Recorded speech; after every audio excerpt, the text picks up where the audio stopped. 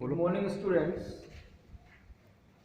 As we all know that our classes will remain suspended till the COVID-19 virus is into effect.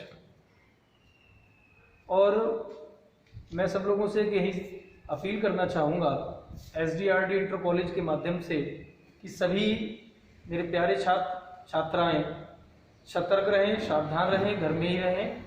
और इस महामारी के चलते हुए डिसीजन लिया गया है कि ऑनलाइन क्लासेस के ज़रिए आप लोगों को अध्ययन कराया जाएगा।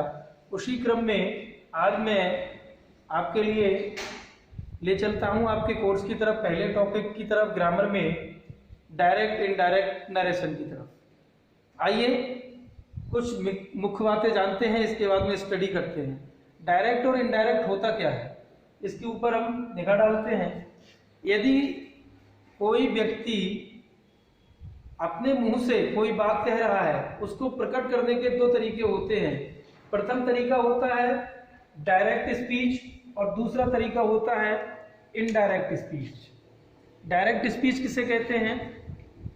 किसी वक्ता के द्वारा, वक्ता किसे कहते हैं? जो बोलने वाला व्यक्ति होता है। किसी वक्ता के द्वारा कहे हुए शब्दों को यथारूप में रख देना या वैसे ही रख देना डायरेक्ट स्पीच कहलाता है। जैसे कि देखिए डायरेक्ट स्पीच जैसे उसने लिखा है, Ram said to Rahim they went to school yesterday. तो राम ने कहा रहीम से, they went to school yesterday, वे कल स्कूल गए।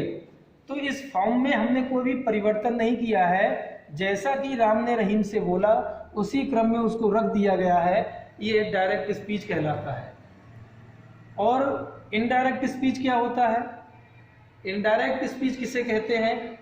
किसी भी वक्ता के द्वारा बोले हुए शब्दों को अपने शब्दों में बढ़ा चढ़ाकर कहना इनडायरेक्ट स्पीच कहलाता है। अब इस चीज के लिए हम इनडायरेक्ट स्पीच में भी देख सकते हैं। कैसे देख सकते हैं?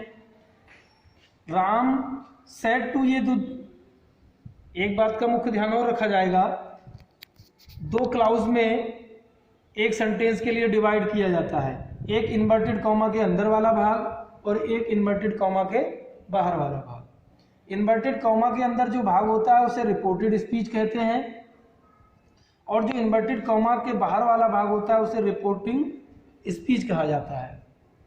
रिपोर्टिंग स्पीच में क्या चीज़ें हैं आप देख सकते हैं। सब्जेक्ट होता है, इसके बाद वर्ब है और इसके बाद ऑब्जेक्ट होता है। कहीं भी ये हो भी सकता है ऑब्जेक्ट ना भी पाया जाए, लेकिन हमें इस बात से कोई प्रभाव नहीं पड़ता। अब इसके लिए हमें परिवर्तित करना है इनडायरेक्ट स्पीच में। राम सेड टू का हमने टोल्ड कर दिया रहीम, और ये इन्वर्टेड कॉमा जब हम हटाते हैं तो उसकी जगह कंजक्शन का इस्तेमाल करते हैं। कंजक्शन क्या लगाएंगे हम? साधारण वाक्यों में कंजक्शन दैट का प्रयोग करते हैं। कंजक्शन दैट लगा दिया हमने। दे थर्ड पर्सन का प्रोनाउन है, थर्ड पर्सन के प्रोनाउन में कोई भी परिवर्तन नहीं होता है। वेंट लिखा हुआ है यहाँ पर, वर्ब की सेकंड फॉर्म है ये, और वर्ब की सेकंड फॉर्म केवल पास्ट इंडेफिनिट टेंस में प्रयोग की जाती है। और पास्ट इंडेफिनिट टेंस के लिए जब हम इनडायरेक्ट में परिवर्तित करते हैं तो उसके लिए पास्ट परफेक्ट में चेंज करते हैं। पास्ट परफेक्ट की क्या पहचान होती है? पास्ट परफेक्ट में हैड प्लस वर्ब की थर्ड फॉर्म का प्रयोग करते हैं, जैसा कि यहाँ पर लिखा गया है, they had gone to school. अब इसके बाद आता है द प्रीवियस डे।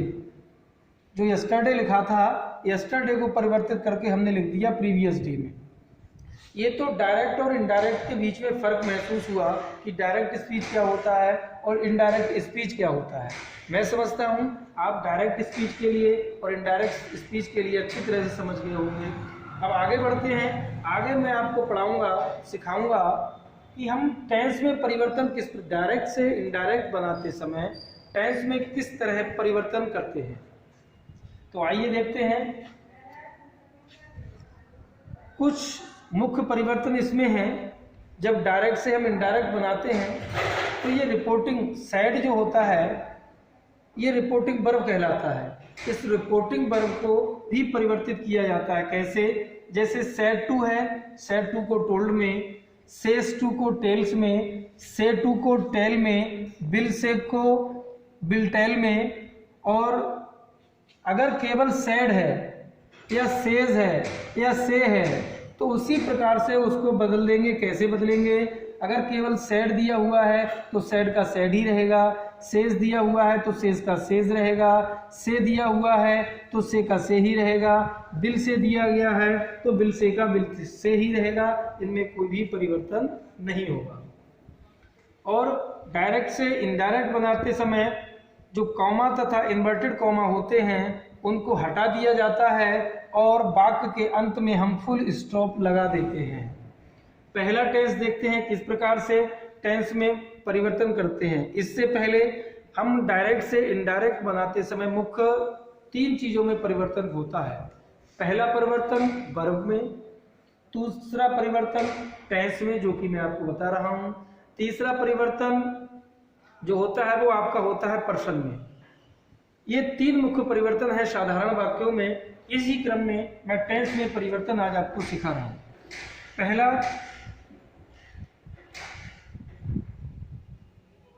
हम टेंसेस को किस प्रकार से परिवर्तित करेंगे और किस प्रकार से परिवर्तित नहीं करेंगे, इस बात को जानना, बारीकी से जानना बहुत ही आवश्यक है। रिपोर्टेड स्पीच ये दिया हुआ है, रिपोर्टेड स्पीच और रिपोर्टिंग वर्ब। रिपोर्टेड स्पीच का टेंस उसी अवस्था में परिवर्तित होगा जब रिपोर्टिंग स्पीच का टेंस पास्ट टेंस में होगा।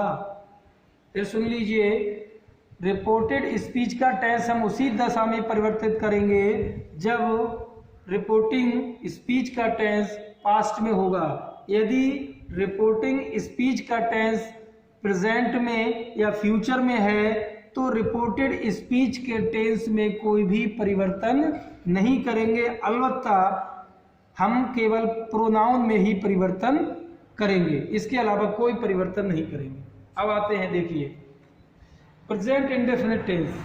हम प्रेजेंट इंडेफिनिट टेंस के लिए पास्ट इंडेफिनिट टेंस में परिवर्तित करते हैं। अब प्रेजेंट इंडेफिनिट टेंस की डेफिनेशन क्या होती है, उसको कैसे मार्क कर सकते हैं हम, इसमें मुख्यतः हमें ये जानना होगा। प्रेजेंट इंडेफिनिट टेंस में वर्ब की फर्स्ट फॉर्म में एस या यस होता है, डू या डज होता है, या वर्ब की फर्स्ट फॉर्म होती है। अगर ये चीज़ें हैं तो हम इनडायरेक्ट बनाते समय इसके लिए वर्ब की सेकंड फॉर्म में या डिड में परिवर्तन कर देते हैं। दूसरी चीज़, प्रेजेंट कॉन्टिन्यूअस। प्रेजेंट कॉन्टिन्यूअस में आप जानते हो is are am plus verb की फर्स्ट फॉर्म में आईएनजी का प्रयोग होता है। इसके लिए परिवर्तित करेंगे तो वाज वर्ब प्लस वर्ब की फर्स्ट फॉर्म में आईएनजी लगा देंगे। तीसरा परिवर्तन present perfect tense. Present perfect tense में हैज हैव प्लस वर्ब की थर्ड फॉर्म का प्रयोग होता है। जितने भी परफेक्ट टेंस हैं, चाहे प्रेजेंट परफेक्ट, चाहे पास्ट परफेक्ट टेंस हो, चाहे फ्यूचर परफेक्ट टेंस हो, सभी फ्यूचर परफेक्ट टेंसेस में वर्ब की थर्ड फॉर्म का प्रयोग होता है, इस्तेमाल होता है। इसीलिए प्रेजेंट परफेक्ट टेंस को जो हम परिवर्तित करते हैं तो उसे पास्ट परफेक्ट टेंस में परिवर्तित करते हैं। इसमें हैड प्लस वर्ब की थर्ड फॉर्म का प्रयोग करते हैं। अगला tense present perfect continuous tense. Present perfect continuous tense में हैज बीन या हैव बीन प्लस वर्ब की फर्स्ट फॉर्म में आईएनजी का प्रयोग होता है। अब इसके लिए इनडायरेक्ट बनाते समय हैड बीन प्लस वर्ब की फर्स्ट फॉर्म में आईएनजी का प्रयोग कर देंगे। अगला टेंस है आपका पास्ट इंडेफिनिट टेंस। अभी मैंने आपको ऊपर ही बताया था कि पास्ट इंडेफिनिट टेंस में वर्ब की सेकेंड फॉर्म का प्रयोग होता है। केवल ये 12 टेंस में से इकलौता ऐसा टेंस है जिसमें वर्ब की सेकेंड फॉर्म या डिड का प्रयोग होता है। ऐसी दशा में अगर सेंटेंस आ रहा है तो उसके लिए हम पास्ट परफेक्ट टेंस में परिवर्तित कर देंगे। पास्ट परफेक्ट टेंस में क्या होता है, हैड प्लस वर्ब की थर्ड फॉर्म का प्रयोग होता है।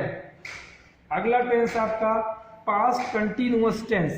पास्ट कंटिन्यूअस टेंस में क्या होता है, बाज वर्ब प्लस वर्ब की फर्स्ट फॉर्म में आईएनजी का प्रयोग होता है। अब इसके लिए हम पास्ट परफेक्ट कंटिन्यूअस टेंस में बदलते हैं। पास्ट कंटिन्यूअस टेंस में क्या लगता है, जितने भी पास्ट कंटिन्यूअस टेंसेस होते हैं, past perfect continuous tense, present perfect continuous tense, future perfect continuous tense, जितने भी परफेक्ट कंटिन्यूअस टेंसेस होते हैं उन सब में बीन अवश्य आता है। तो इसके लिए हैड बीन प्लस वर्ब की फर्स्ट फॉर्म में आईएनजी ये बदल देंगे। कुछ ऐसे टेंसेस भी होते हैं जिनमें कोई भी परिवर्तन नहीं होता है, जैसे past perfect tense. Past perfect tense में क्या होता है, हैड प्लस वर्ब की थर्ड फॉर्म का इस्तेमाल होता है। मैं पहले ही आपको बता चुका हूँ जितने भी परफेक्ट टेंसेस हैं उनमें वर्ब की थर्ड फॉर्म का इस्तेमाल होता है। तो हैड प्लस वर्ब की थर्ड फॉर्म, इसमें कोई भी परिवर्तन नहीं करेंगे। दूसरा tense past perfect continuous tense, इसमें हैड बीन प्लस वर्ब की फर्स्ट फॉर्म में आईएनजी होती है और इसमें भी हम कोई भी परिवर्तन नहीं करते हैं, सेम जैसा है उसी रूप में उसको लिख देते हैं। अब इसके बाद देखते हैं फ्यूचर के टेंसेस कुछ होते हैं, लेकिन हम फ्यूचर टेंस में आने वाली जितनी भी वर्ब है, चाहे वो विल हो चाहे वो सेल हो, उनमें किस प्रकार से परिवर्तन करते हैं आइए वो देखते हैं। यदि फ्यूचर टेंस में विल या और सेल आया हुआ है तो विल के स्थान पर हम वुड कर देंगे और सेल के स्थान पर शुड कर देंगे, अन्य कोई परिवर्तन इनमें नहीं करेंगे। प्रोनाउन में परिवर्तन होंगे, पर्सन में परिवर्तन होंगे। नेक्स्ट, जहां हम टेंस में परिवर्तन करते हैं, टेंस में परिवर्तन के साथ साथ कुछ अन्य शब्दों में भी परिवर्तन होता है। उन शब्दों का भी डायरेक्ट से इनडायरेक्ट बनाते समय परिवर्तन बहुत ही ज़्यादा आवश्यक है वाक्य की गुणवत्ता को बढ़ाने के लिए। जैसे कैन है, कैन का कुड कर देते हैं, मे का माइट हो जाता है, मस्ट में परिवर्तन नहीं करते हैं, टुडे का दैट डे हो जाता है, यस्टरडे का द प्रीवियस डे या द लास्ट डे कर देते हैं, टुमारो का द नेक्स्ट डे कर देते हैं या द फॉलोइंग डे कर देते हैं, नाउ का देन कर देते हैं, दिस का दैट कर देते हैं, दीज का दोस्त कर देते हैं, टू नाइट का दैट नाइट कर देते हैं, दस का सो कर देते हैं, एगो का बिफोर कर देते हैं, हेयर का देर कर देते हैं। इसी के साथ यदि इनडायरेक्ट स्पीच में इन वर्ब के अलावा मान लीजिए आप यहाँ पर जो बेल्ट दिया है आपका, डायरेक्ट से जब आप इनडायरेक्ट में आ रहे हैं, यहाँ पर अगर कुड हो सकता है, माइट हो सकता है, शुड हो सकता है, आउट टू हो सकता है या मस्ट हो सकता है, तो इन दशाओं में इन वर्ब में कोई भी परिवर्तन नहीं करेंगे। इनको जिस रूप में है उसी रूप में वैसा ही लिख दिया जाता है। ये तो हुआ आपका टेंस में परिवर्तन। इसके साथ साथ कुछ चीज़ें आपको और ध्यान रखनी होंगी टेंस में परिवर्तन करते समय। क्या कुछ इसमें अपवाद भी हैं, एक्सेप्शंस भी हैं। कैसे? यदि हमने आपको शुरुआत में प्रारंभ में बिल्डिंग में बताया था, यदि हमें रिपोर्टेड स्पीच के टेंस में परिवर्तन करना है तो रिपोर्टिंग स्पीच के टेंस का पास्ट में होना अनिवार्य है। लेकिन अगर रिपोर्टिंग स्पीच का टेंस पास्ट में भी है तब भी कुछ ऐसे सेंटेंसेस हैं जिनमें हम परिवर्तन नहीं करते हैं। वो ऐसी कौन सी चीजें हैं जिनमें परिवर्तन नहीं करते हैं? यदि रिपोर्टेड स्पीच का टेंस पास्ट में भी हो तब भी निम्न परिस्थितियों में रिपोर्टेड स्पीच का टेंस नहीं बदला जाएगा। अर्थात रिपोर्टिंग स्पीच का टेंस भले ही पास्ट टेंस में हो लेकिन रिपोर्टेड स्पीच का टेंस नहीं बदला जाएगा। किन दशाओं में नहीं बदला जाएगा मैं बताता हूं। पहला, यूनिवर्सल फैक्ट। अगर वाक्य में सदा सत्य रहने वाली बात है या सत्य रहने वाली बात है, कोई प्रोवर्बियल स्टेटमेंट है, कहावतें या लोकोक्तियां जिन्हें बोला जाता है, कोई हिस्टोरिकल फैक्ट है, कोई ऐतिहासिक सत्य है या कोई हैबिचुअल फैक्ट है, किसी की आदत को प्रकट करने वाला सत्य है, तो इन दशाओं में कोई भी परिवर्तन नहीं होगा। एक उदाहरण के तौर पर मैं आपको बताता हूं। लिखा है the teacher said to me Mahatma Gandhi was born on October 2। इसको इनडायरेक्ट बनाएंगे हम। कैसे बनाएंगे मैं आपको पहले ही बता चुका हूं। अगर रिपोर्टेड स्पीच में कोई यूनिवर्सल फैक्ट, कोई हिस्टोरिकल फैक्ट, कोई हैबिचुअल फैक्ट या यूनिवर्सल फैक्ट है तो उसमें परिवर्तन नहीं होगा। तो टीचर ने मुझसे कहा महात्मा गांधी का जन्म 2 अक्टूबर को हुआ था, और ये बिल्कुल सत्य बात है, हिस्टोरिकल फैक्ट है, इसीलिए हम इसके टेंस में कोई भी परिवर्तन नहीं करेंगे, अलबत्ता केवल कंजक्शन का इसमें इस्तेमाल करेंगे और वाक्य को ऐसे ही जोड़ देंगे। कैसे? इधर का टेंस देखते हैं, द टीचर सेड टू का टोल्ड हो जाता है मी। अब इसको कंजक्शन को लगाना है, इन्वर्टेड कॉमा हटा के। क्या कंजक्शन लगेगा? शुरू में बता चुका हूं मैं, that Mahatma Gandhi was burn on October. तो इस सेंटेंस को सेम का सेम लिख दिया, क्योंकि ये हिस्टोरिकल फैक्ट को बयां कर रहा है। दूसरी चीज, कब परिवर्तन और नहीं करेंगे? यदि पास्ट टेंस में, यदि रिपोर्टेड टेंस में ऐसा कोई सेंटेंस आ जाए जिसमें टेंस पास्ट में हो और कोई काम, 2 काम एक साथ पास्ट टेंस में ही हो रहे हैं, तो उसके टेंस में भी कोई परिवर्तन नहीं होगा। देखते हैं, यदि पास्ट टेंस में एक ही समय पर 2 काम एक साथ हो रहे हैं तो टेंस में कोई परिवर्तन नहीं किया जाएगा, नहीं होगा। It is sure and certain, mind it. उदाहरण के तौर पर देखते हैं, ही सेड, उसने कहा, when I went there it started raining. देखिए, अब ये रिपोर्टिंग स्पीच को छोड़ दीजिए, रिपोर्टेड स्पीच को देखते हैं। When I went there, went लगा हुआ है, इसमें पास्ट टेंस है। दूसरा इसमें सेंटेंस 2 काम हो रहे हैं, इट स्टार्टेड रेनिंग, इसमें भी वर्ब की सेकंड फॉर्म है, अर्थात ये भी पास्ट टेंस है। जब हम इसके लिए रिपोर्टेड स्पीच में, इनडायरेक्ट में कन्वर्ट करेंगे, बदलेंगे, तो हम केवल इन्वर्टेड कॉमा हटाकर दैट लगा देंगे और पूरे वाक्य में कोई भी परिवर्तन नहीं करेंगे। इसको समझ लीजिए। आज मैंने आपके लिए असर्टिव सेंटेंस में केवल टेंस का इस्तेमाल, टेंस का प्रयोग करना सिखाया है, और इसमें जो भी प्रोनाउन और जो चीज़ें बची हैं वो नेक्स्ट डे के लिए मैं आपको पढ़ाऊंगा। डियर स्टूडेंट्स, मेरे प्यारे बच्चों, इन चीज़ों को समझने के लिए जो मैंने ऊपर से नीचे तक आपको बताने का प्रयास किया है, समझाने का प्रयास किया है, वीडियो को बार बार देखें, समझ में न आए, और बहुत जल्दी ही मैं आपसे रूबरू होऊंगा, ऑनलाइन मैं आपसे बात भी करूंगा, आपको ऑनलाइन टीचिंग भी दूंगा। तब तक के लिए धन्यवाद, थैंक्स, और इस वीडियो को बार बार देखें। बाय प्यारे स्टूडेंट्स।